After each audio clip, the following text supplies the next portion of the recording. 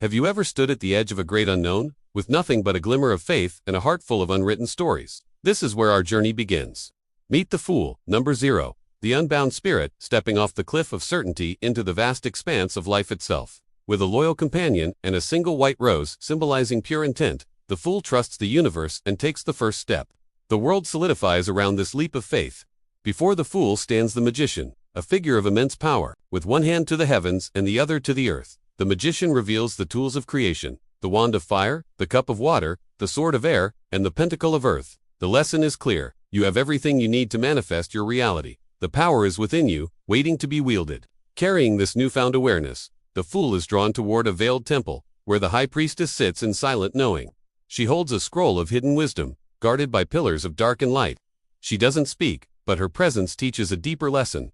Some truths are not spoken, but felt. She is the voice of intuition, the guardian of the subconscious, urging the Fool to look beyond the veil and trust the wisdom that whispers from within. From this quiet mystery, the journey leads to a vibrant, sun-drenched garden. Here, the Empress reclines in abundance, surrounded by the fruits of the earth. She is nature, creativity, and unconditional love. Her touch brings life, her gaze brings comfort. She teaches the Fool the beauty of nurturing, the joy of creation, and the profound connection to the physical world. It is a lesson in receiving and giving, in the cyclical dance of life itself. The path then ascends to a formidable throne of stone, where the Emperor sits, stern and solid. He represents structure, order, and authority. In his realm, passion is tempered by reason, and dreams are given form through discipline. The Emperor teaches the Fool the importance of boundaries, the power of a steady hand, and the strength found in creating a stable foundation for one's life.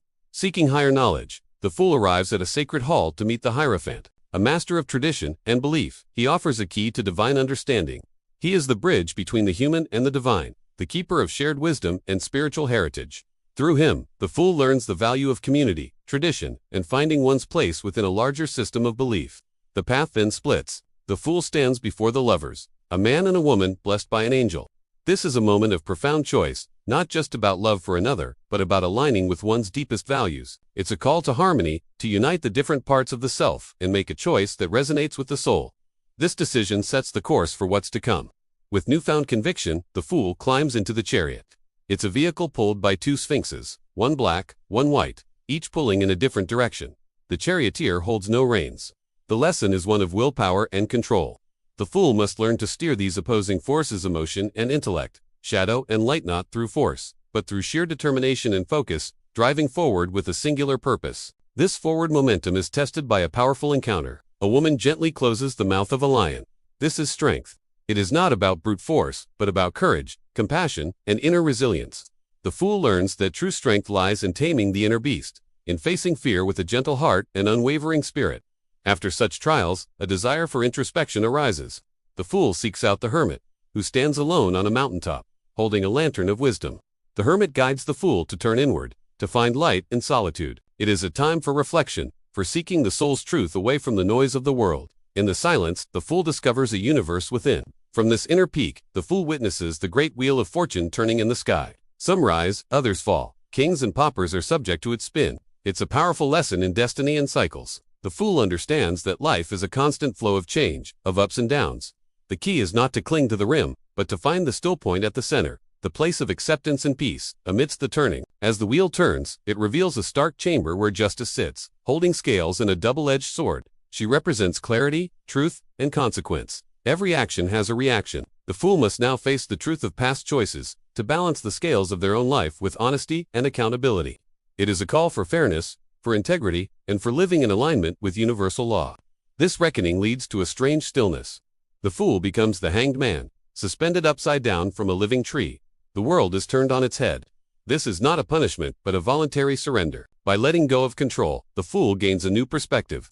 It is a pause, a sacrifice of the old self, in order to see the world with new eyes and find enlightenment in surrender.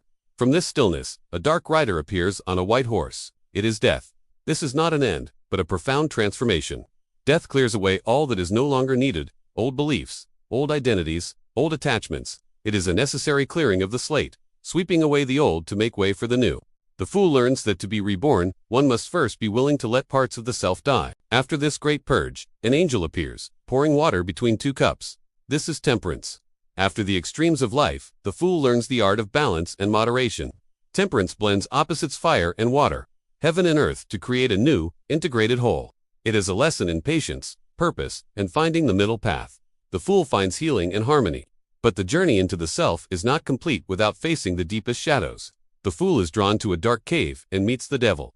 This is not an external evil, but the inner chains of addiction, materialism, and ignorance. The chains are loose, suggesting that freedom is a choice. The fool must confront their own shadow, their fears, and their attachments to break free and reclaim their power. The escape from this inner bondage is explosive. The tower, a monument to false pride and rigid structures, is struck by lightning.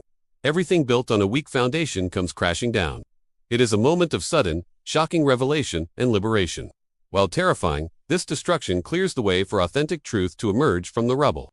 The fool is humbled, but free. Out of the darkness and chaos, a single star of hope shines in the twilight sky. A naked figure pours the waters of life back into the earth and the collective consciousness. After the storm, this is a time of healing, inspiration, and renewed faith. The fool feels a sense of peace and connection to the cosmos, trusting that the universe provides guidance and support. But the night is not yet over. The path leads through a strange, twilight landscape under the light of the moon. Illusions, fears, and ancient instincts rise from the depths of the subconscious. A crayfish crawls from the water, and dogs howl at the lunar glow. The fool must navigate this uncertain terrain, trusting intuition to discern reality from illusion, and facing the deepest, most primal fears. And then, dawn breaks. The sun rises, brilliant and life-giving.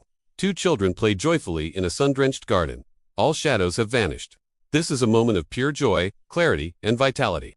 The fool experiences the simple bliss of being alive, a feeling of liberation and enlightened understanding. The truth is simple, and it is radiant. A trumpet sounds from the heavens. An angel calls the dead to rise from their graves. This is judgment. It is not a final verdict from an outside source, but a moment of self-forgiveness and resurrection. The fool looks back on the entire journey, absolves the past, and embraces a rebirth. It is an awakening to a higher purpose, a final call to become whole. And so, at the end of the path, the fool enters a final, cosmic dance. The world card shows a figure dancing within a laurel wreath, holding two wands, surrounded by the four fixed signs of the zodiac. The journey is complete. The fool has integrated every lesson, united every opposite, and achieved a state of wholeness and connection with the universe. The cycle is finished. But is it truly an end? The dancer in the world is the fool, reborn. Having completed the journey, having become one with the cosmos, they now stand once more at the edge of a new cliff, ready to begin another journey, but this time, with the wisdom of a universe carried within. The end is just a new beginning. Thank you for joining us on this journey. If it resonated with you, please like, comment, and subscribe for more explorations into the heart of wisdom.